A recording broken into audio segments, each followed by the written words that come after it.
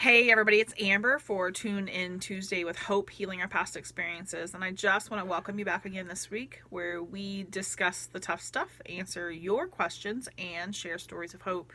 So the last few weeks I've had a lot of opportunities to go in and talk to middle schoolers about healthy relationships, boundaries, STIs, STDs, and just really a lot of risks and results of having sex while you're a teenager, And so I posted a video last week and why would we not want to answer questions that kids have? Because kids have questions and it just keeps coming back up. Like I did a conference over the weekend with several hundred teenage girls and they're looking for answers that we need to be bold and we need to be able to speak truth into it because they're Googling for answers, right? And do you want Google to be the authority in the kids' lives that are around you? And I would say no, right? And so when we're thinking about their health and their future, one of the things I say to even the kids is you may not have control over everything in your life, but this is an area that you can control. You can choose not to expose yourself to STDs and STIs. Then some of those are going to be with you for the rest of your life because they are incurable. It's not something that you want to give to your spouse on your wedding night. That's not what you expect to unwrap, right? Is an STD? I don't think so.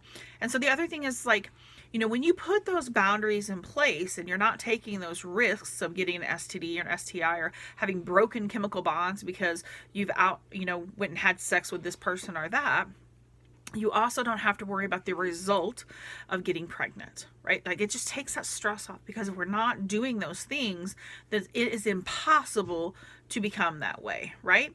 And so when you make a decision to be in control of your life, and I'm talking to really the teens, and this would apply to everybody.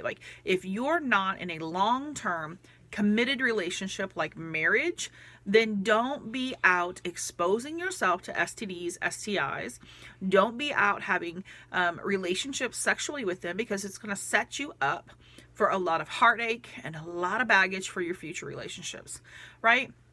And then you don't have to worry about becoming pregnant when you're not ready to have a kid, or maybe you've already had a kid and you don't have the stability in the relationship that you want in order to do that. And so I know that's probably a lot of rambling and a lot of information in a very short amount of time, but I want to say kids have questions. They have questions. And as I'm teaching them and I'm saying, hey, go home and have conversations with your parents, and their eyes get really big because their parents sometimes don't want to have conversations with them because it makes you feel awkward. Get over it. Listen, your kids are not dealing with the same things necessarily that you were dealing with. It's not just about the birds and the bees.